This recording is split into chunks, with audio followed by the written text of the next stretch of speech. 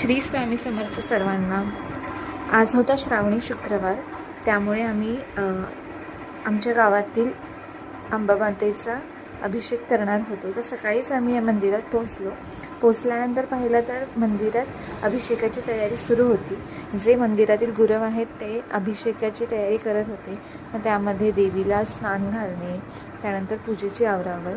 तिथे गेल्यानंतर पाहिलं तर एवढं सुंदर मनमोहक वातावरण, देवीचा चेहरा एवढा प्रसन्नदायी होता की मन हेलावून टाकणाराच क्षण होता तो। मग तिथे गेल्यानंतर विधिवत पूजा चालू झाली, विधिवत अभिषेक घालणं सुरू झालं।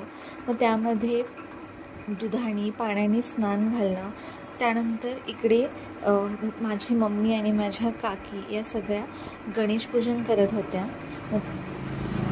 ती त्यांची तयारी चालूच होती, विधिवत पूजा करत होत्या। तर तिकडे आतमध्ये गुरव हे आत देवीची पूजा करत होते, देवीची आरती करत होते। त्यानंतर सर्व स्त्रियांनी देवीची पूजा करून घेतली। परत त्यानंतर जे बाहेर पादत्राणं होतं तर त्याची पूजा चालू होती। मम्मी ती पूजा व्यवस्थित विधिवत करत होती। हे इकडे चालू असतानाच हे एक दृश्य बघायला मिळालं। सोहळ्यात असणं आणि साजशृंगार करून सर्वांसमोर येणं, हा एक दैदिप्यमान सोहळा होता, तो पाहायला मिळाला। त्यानंतर इकडे मम्मीने ओटीची तयारी करून घेतली, देवीला ओटी घालायची होती, तिची तयारी चालूच होती।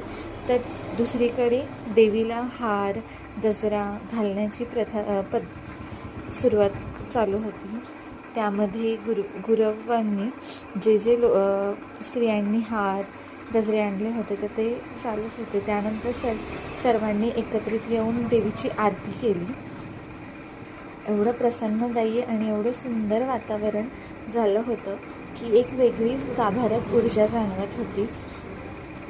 आरती झाली, त्यानंतर आम्ही सर्वांनी आरती करून घेतली व प्रसाद म्हणून देवीचे हे सुंदर असं दर्शन करून घेतलं।